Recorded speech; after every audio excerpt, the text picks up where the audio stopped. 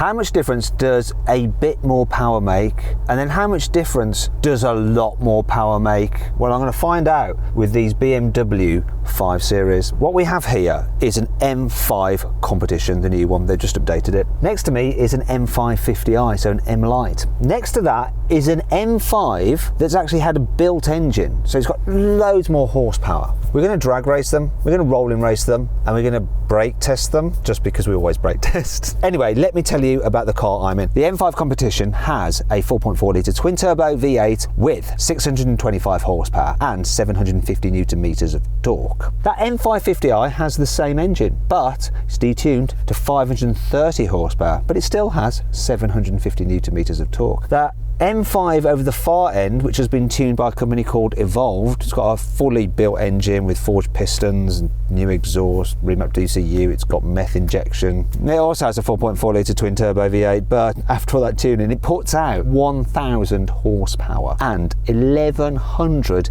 newton meters of torque. All these cars weigh the same, bit over 1,900 kilos. They also have 8-speed automatic gearboxes with all-wheel drive and launch control, though we can't use the launch control in the high-performance M5 over the far end just because it can't cope with all that power.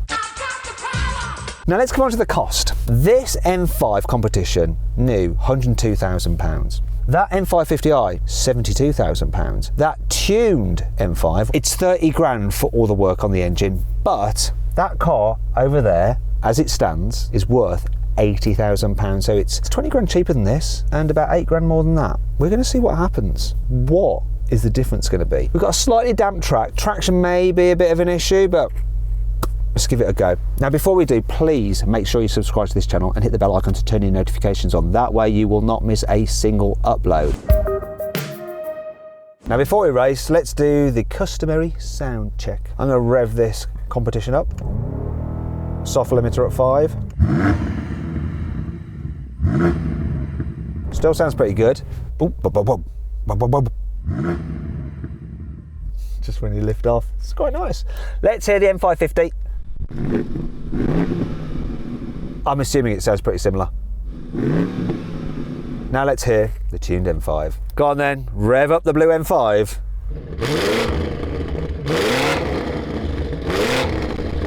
That's more like it. It has got an aftermarket exhaust and, of course, a new intake system. Very fruity. Anyway, let's get on with the racing. Now, I want to make a few excuses before we race. You see, to have this car in launch mode, you have to have the stability control all the way off, so it does spin up its wheels sometimes, especially if it's wet. That M550i, for launch mode, you have the stability not all the way off for some reason, but in the halfway setting, so it will manage the power if it starts to spin its wheels. Obviously, that 1,000 horsepower thing is going to have its stability in sports mode as well, so it should try to manage its power if it can contain it. But we shall see. Well, I can see a damp patch just ahead of me, which I'm going to have to go through. Hopefully I won't lose traction there. Go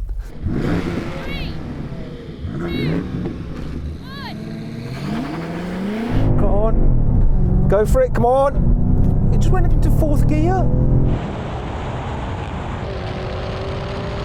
It spun its wheels and went into 4th gear. Can I pull it back against the M550i? Before the light, come on, please.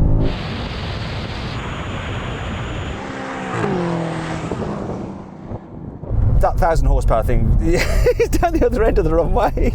Well, M550i. I launched okay, then it spun up, and then it just went into 4th gear for some reason, and you're ahead of me. But I think I might just beat you at the end. Yeah, I think you did just beat me at the end, but that shows what a good start can do. That was really close between us.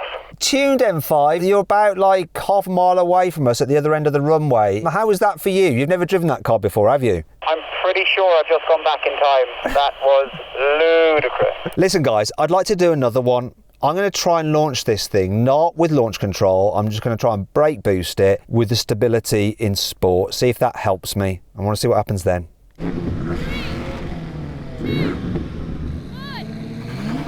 Much better. Much better. I'm ahead of the tuned M5.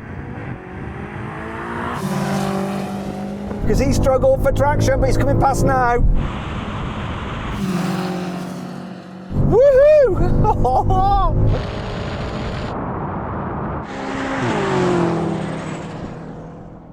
destroyed the M550i then. M550i, you got a little bit humiliated then, didn't you?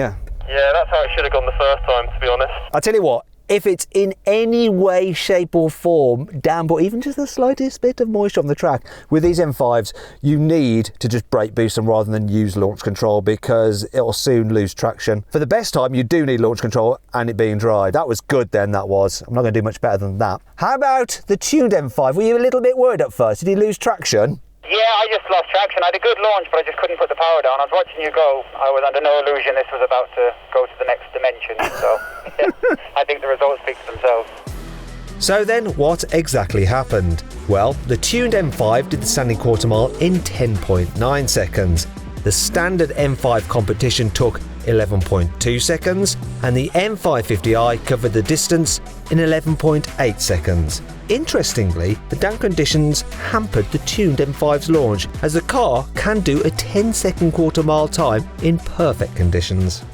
Now we're going for a rolling race from 50 miles an hour. The cars are in their least sporty setting. So automatic mode for the gearbox and actually efficient for the engine, though when you floor it, you'll get full power. We'll do it now. 3, 2, 1, go.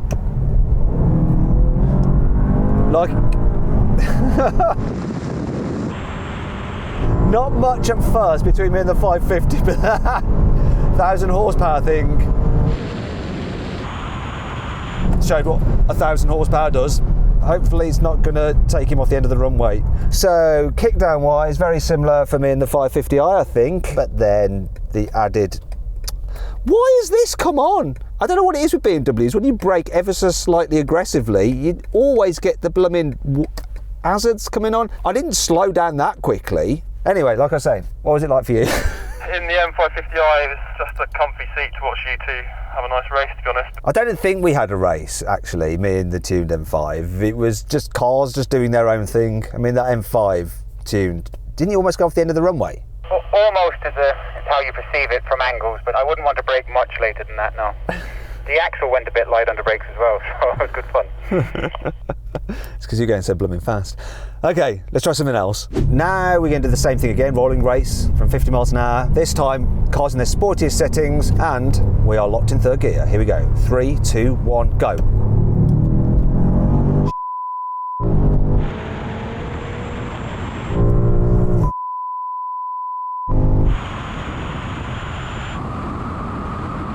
The way that tuned M5 just took off, it was like I was standing still. And I sort of forgot the M550i was even in that. Okay, M550i. Not again! Stop it! Okay, M550i, I mean, you weren't in that race at all, not even for a second. I was not, and I haven't seen anything take off in third gear from 50 as quick as that blue M5. Oh my life. So, blue M5 driver, it's the first time you've been in that car. What do you reckon? I'm struggling to think of a quicker car that I've ever been in terms of sheer pace. That is just mental. Third gear, when you said go, it was like a dog on a leash, and it just launches. It's ridiculous. Well, I think that's pretty clear. It's 30 grand, that upgrade. May seem like a lot of money, but from where I'm sat, it seems like a hell of a lot of extra performance. Now we're going to have a brake test from 70 miles an hour. When we reach the line, full emergency stop. This has carbon ceramic brakes, that doesn't.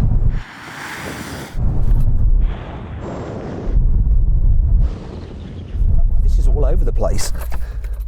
Okay, it's fair enough that the hazard lights are going off. Now, this lost. The M550i came second, but the tuned M5 did the best. The M550i, it's on steel brakes. This is on carbon ceramics. That tuned M5 also has carbon ceramic brakes, but there is something interesting. The owner of that tuned M5 has different tyres on it. He has Michelins, not the Pirelli P0s that you get as standard on the M5 or the M550i. Because, let's be honest, the Pirellis just aren't as good, and I think you've kind of witnessed the effect in this little test. Anyway, hope you all enjoyed the video. The most powerful car won, but I hope this has shown you just by how much quicker that tuned car is than the standard M5, and the difference as well between the M550i and the standard M5, which is actually greater than I thought it would be. Thanks for watching.